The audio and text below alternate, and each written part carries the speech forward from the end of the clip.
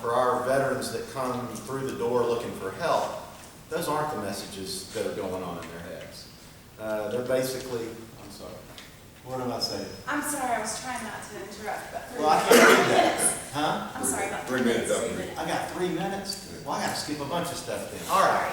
So anyway, we would want these veterans when they come through, based on the belief system I just described, they're not sure we can help them. They're not sure they can do it. And quite frankly, they're not sure the world will accept them even if they do get better. And I've heard that over and over and over again. If I've got a few more minutes, just a couple more minutes left, I want to take a minute and talk about readjustment as well. Readjustment doesn't fit in a nice clean box. There's not a diagnosis for it. But a lot of our veterans have real difficulties readjusting to civilian life. And that's no diagnosis. That's maybe being in a culture for 4 years, 3 years, on up to 20 or 30 years, that not only teaches you what to do, the military, but they teach you how to think.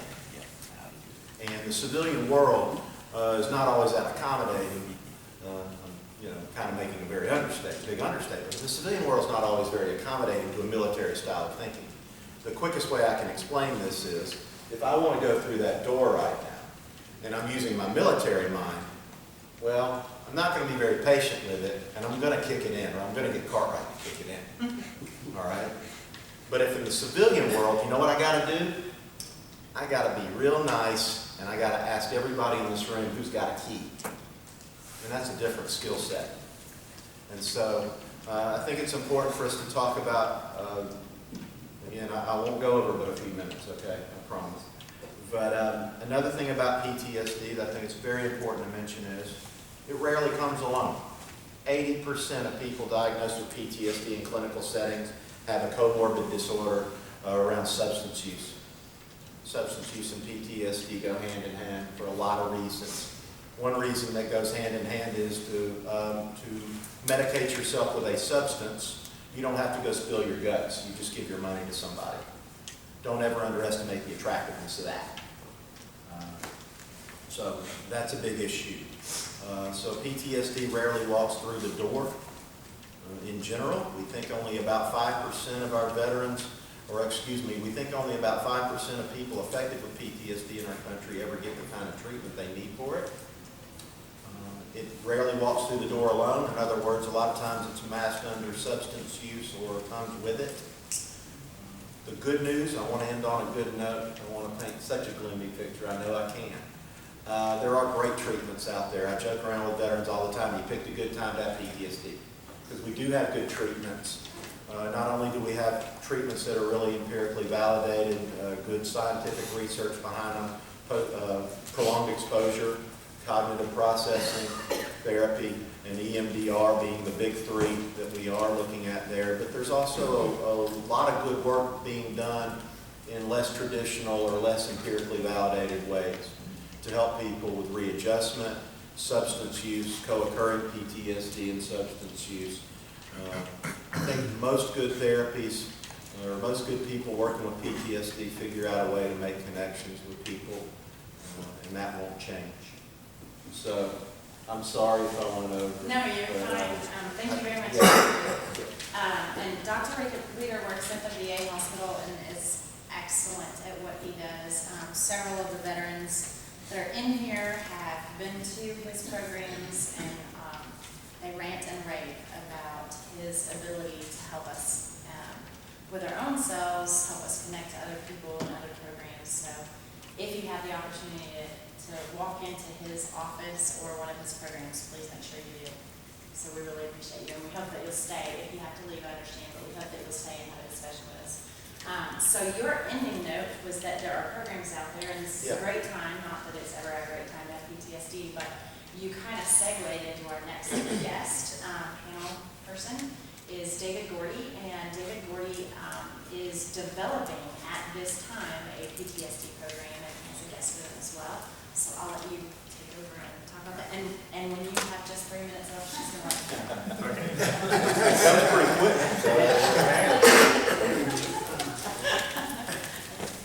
As she said, my name is David Gordy, and I am the Managing Director for PTSD Foundation Foundation of America Arkansas chapter. And I'm a U.S. infantry combat veteran of Iraqi freedom from January 04 to February 05. And this here is my chief veteran coordinator. I'm Gary Miranda. I'm a U.S. Marine infantry deployed in 03, 04, and 05 to Iraq.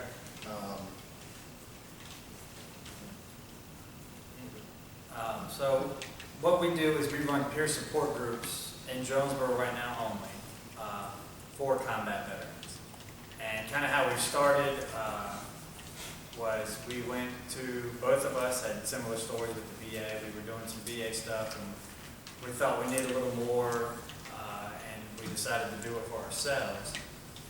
I was struggling one night with, all the anxiety and nightmares and everything. It was just kind of building up for me. So I called him and I said, we need to do something for ourselves. There's got to be something we can do. We need to meet up and hang out and do something. And the conversation kind of evolved into, well, we can't be the only two combat veterans in Jonesboro, Arkansas that are struggling with some issues. So we decided to Google and see what we could find as far as support groups and what other people are doing. And I happened to stumble across the PTSD Foundation of America based out of Houston. I sent them an email and I said, hey, what are you guys doing?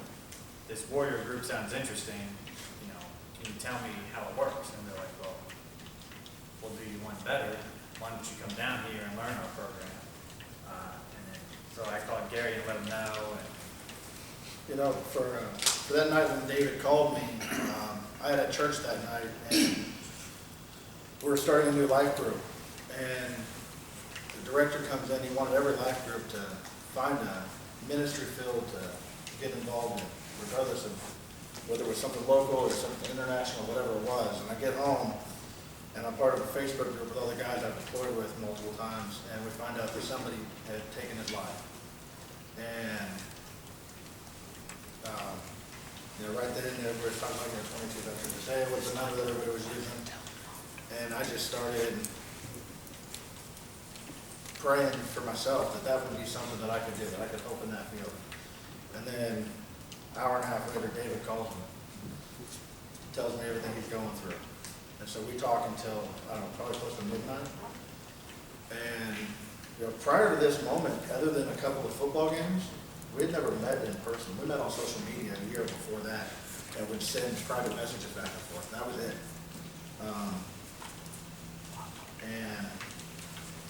We decided we're going to do this. Camp Hope decides, hey, we're not just going to tell you how we do it here. We're going to bring you here. They want us to go for 30 days to train us with what they do. His wife was pregnant, so we could only spend 14 days.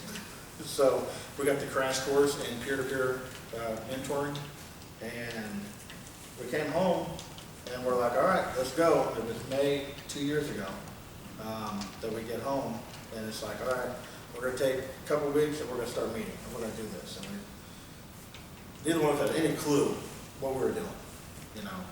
How do you start a meeting? How are you going to have these meetings? Even with the training that they had and our manual that they give us to help work with the veterans, still, how do you get guys to come in the door?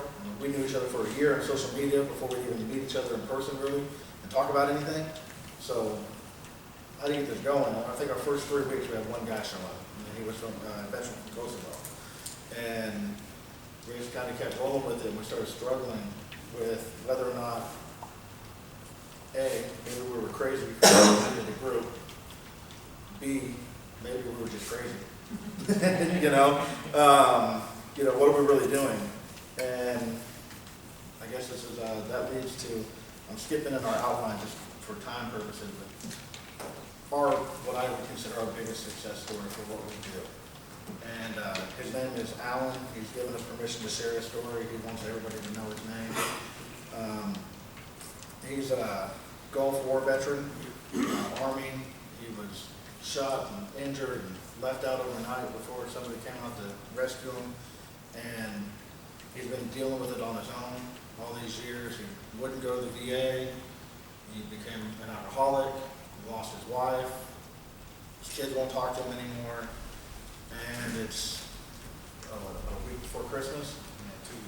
2 weeks before Christmas, and he's got a loaded shotgun ready to kill himself. And he called, we have a 1-800 number for our foundation that takes calls like that. And he called them 12 o'clock at night, and he actually tells us now he called them to prove that nobody cared.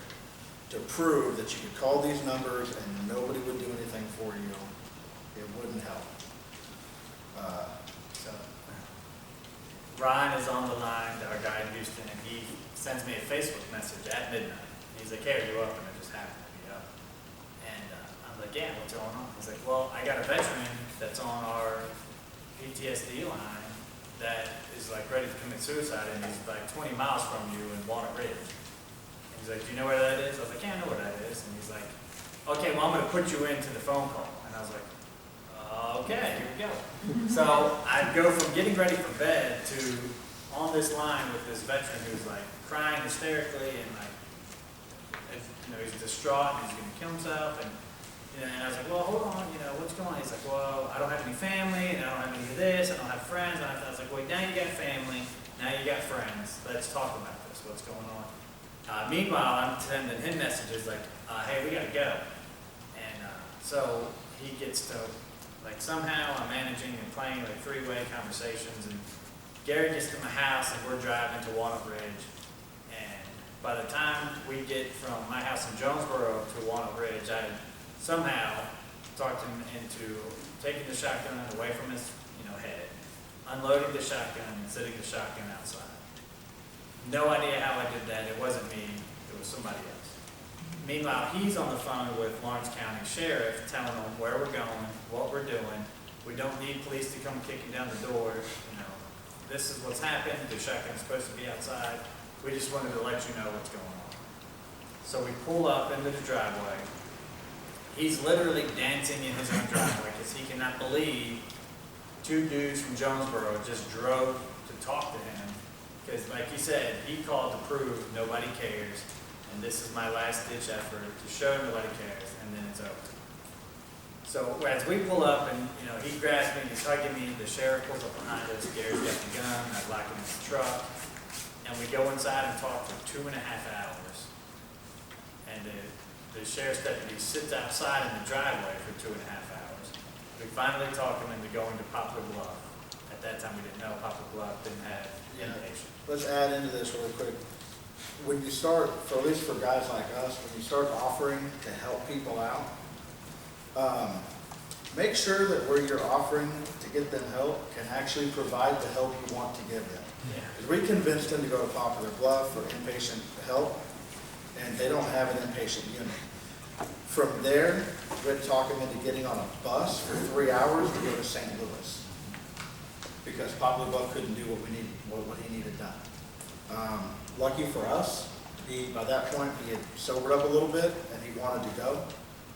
So he went to St. Louis for 3 days. He comes home and we start getting more in depth with what he's got. He's got financial problems. He's 4 months behind on his mortgage. He hasn't paid his electricity in 2 months. The banker is, he's just behind on everything. And so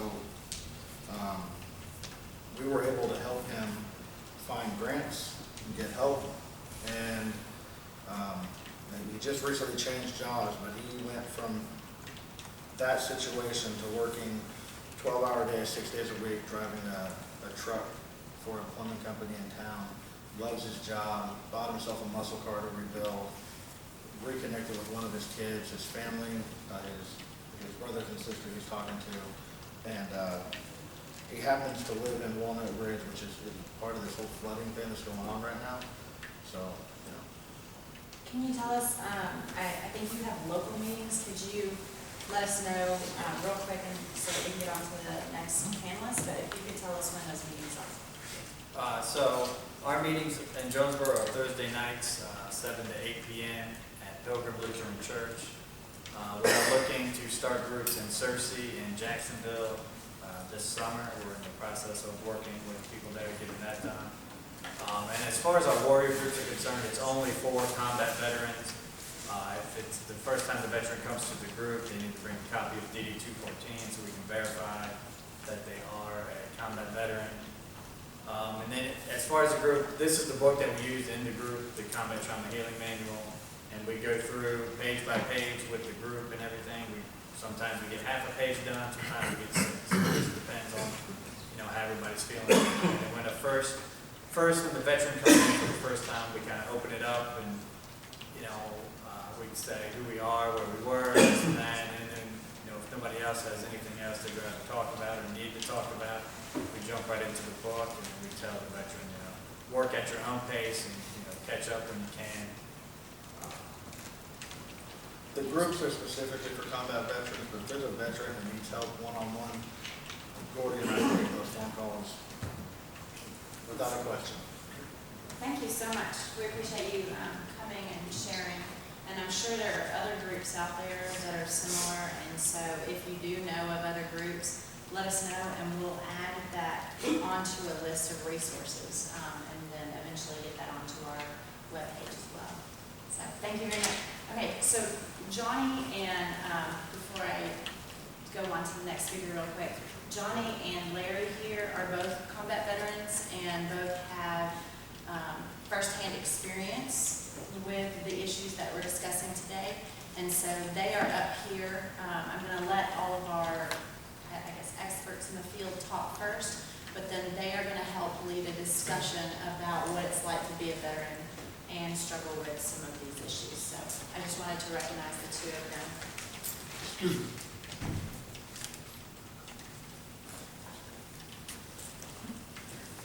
All right. Substance abuse. So we have Royce Dobson and Harry Williams here to discuss with us information about substance abuse. So we really appreciate you being here. And please. My name is Royce educate Dobson. us. I work at the SUD program, North Little Rock, 2L. I am a veteran. I am a recovering alcoholic and addict. I've been in recovery 27 years. I started my recovery at the VA hospital back in 1990 when it wasn't SUD. Well, I guess it was SUD, but it wasn't 2L. It was called Discovery back in the day. And I went through their program. It was 30 days back in the day. Got a job at the VA. I didn't start out in the SUD program. I started out in the nursing home. I worked in the nursing home and came up. But Dr. Reeder said something about the belief system. And a veteran asked me one time, he said, Royce, how long have you been in recovery? I said, 27 years. He said, pulled a look on his face. He said, I find it hard to believe. And I said, why do you find it hard to believe? You don't find it, you don't find that somebody can be in recovery 27 years? And I said, well, until you believe it, it's not going to work for you. Until you can believe that that can happen to someone else. The VA saved my life. I'm a veteran. I am a recovering alcoholic and addict. Plus, I'm an employee up here working on the substance abuse program. And I get guys come through all the time, hopeless, homeless, looking for someone to, and I hope I can be a mentor in a way. They can say, yes, if Royce can do it for 27 years. September the 21st will be my 28th year of recovery. And I'm not worried about the past 27 years. I'm worried about the next 24 hours, the next 20 minutes. If I can get through today and wake up in the morning and look back at yesterday and see what I did yesterday, and it was beneficial to my sobriety, you know what I'm gonna do? I'm gonna wake up and I'm gonna do that tomorrow if I'm blessed to wake up tomorrow. But I have been blessed to work with alcoholics and addicts. And I asked my wife, and I tell her every day, I said, would you have thought that your Royce, the hell-raiser that I was when I was young, I went in the Army in 1977, and I got out in 90, right before I came to the VA. And throughout that time,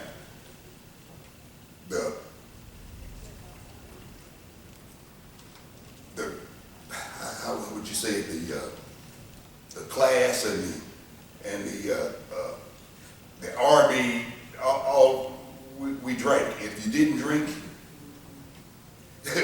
somebody looked at you cross-eyed. So I wanted to fit in, so I drank.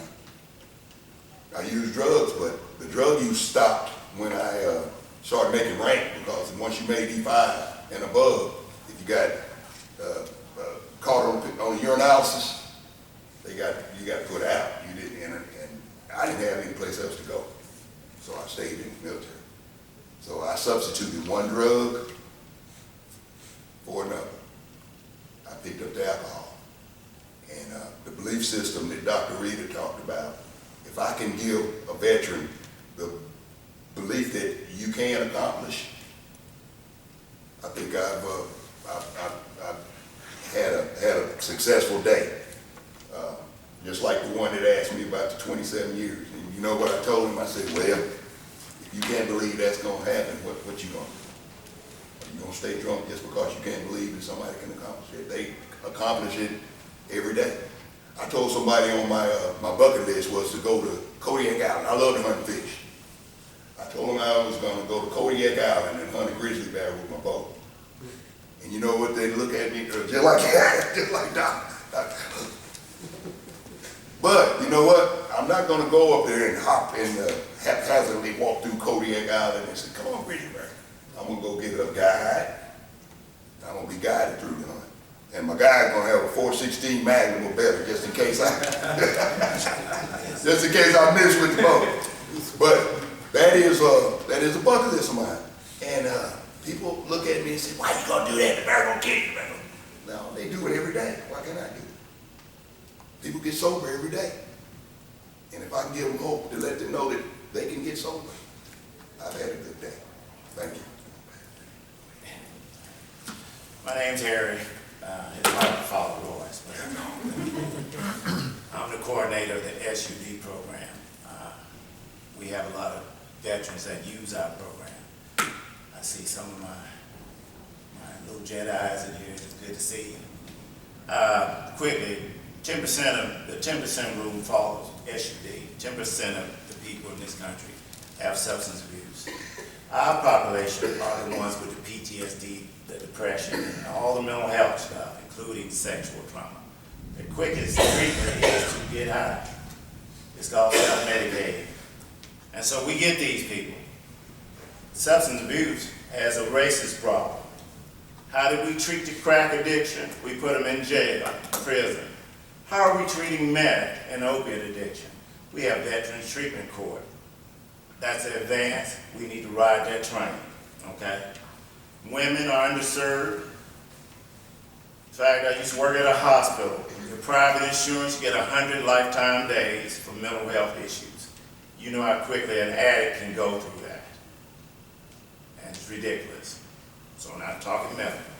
War on drugs has been found to be a war on people. And so we look at that, and then you give me a program like 2L.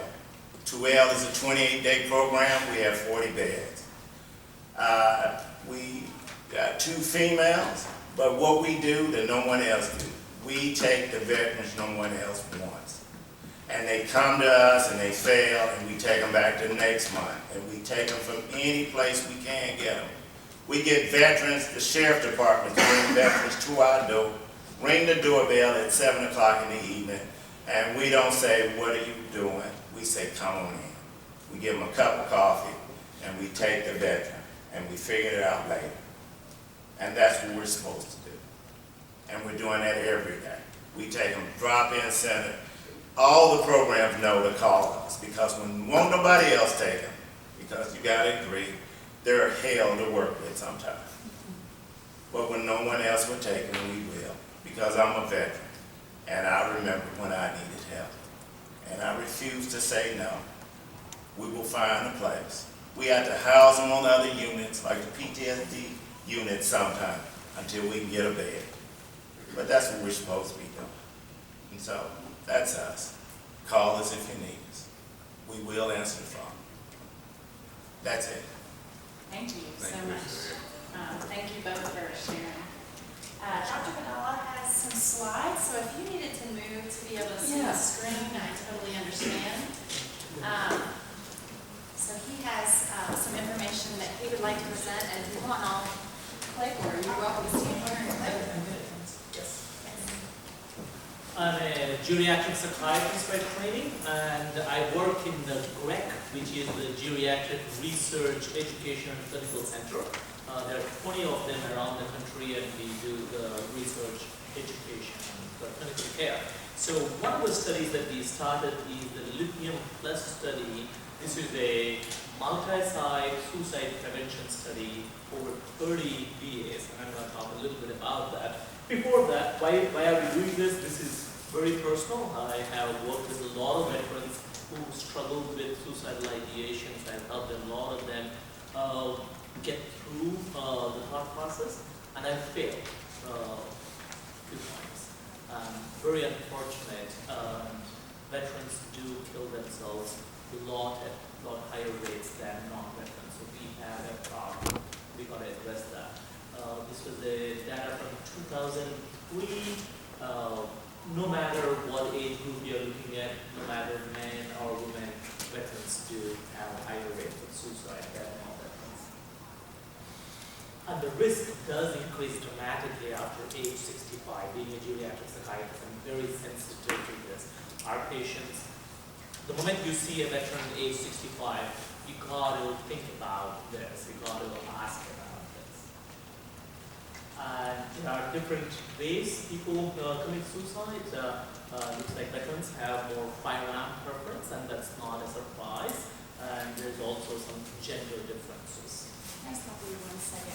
If you can't see the numbers and the information, remember, we're going to put it online for you, so you'll be able to look at that. Sorry. And the handouts are black and white. Sorry, you cannot see the pie chart in there.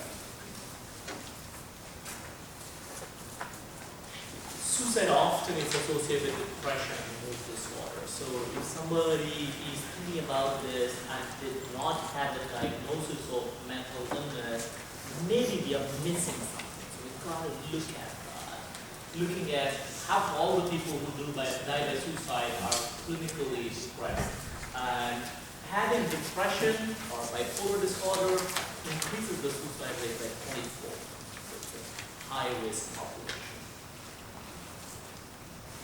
There are several warning signs of suicide, and you all know this better than me. You have worked with veterans who are going through this. Some of you have gone through these thoughts. So people who are threatening or talking of wanting to hurt themselves or kill themselves, looking for ways to kill themselves, there's a personality change and they are suddenly withdrawn, more depressed. You got to look at things. If they are giving away things that they have always cherished, so you got to think about why they are giving those things away. If they have a bill that they're talking about, hopelessness in depression is a very strong predictor of future suicide events. Imminent suicide risk statements. So when you're talking to your colleague, your friend, if they say things like this, that will solve all my problems. Like the veteran that you talked with in volunteer, drove up there. That's not something you get on a routine basis. So if you look at these things, you got to act.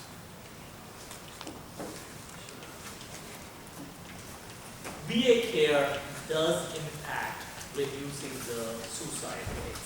So let me go up here. So this is the US population. This is 1999 in blue and 2010 is in red. As you see, unfortunately, the rate of suicide is increasing.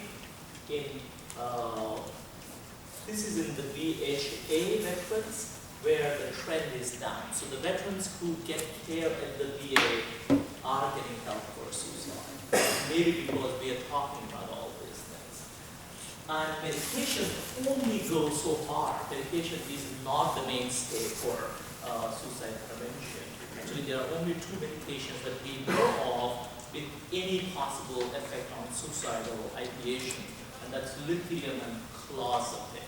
And that's why we are doing a lithium study. So I'll skip to the study here. You all know what questions to ask these people. Okay. So the lithium study is an augmentation study. So the veteran will continue to receive all the treatment they are currently receiving. So they will go through the suicide prevention coordinator's office, they'll go through the psychiatrist office, they'll get the therapy, everything. On top of that, they will get either lithium or a look-alike medicine placebo that doesn't have any active compound on it. So to be eligible for this, they got to have had a suicidal self-directed behavior within the last 6 months. When the study was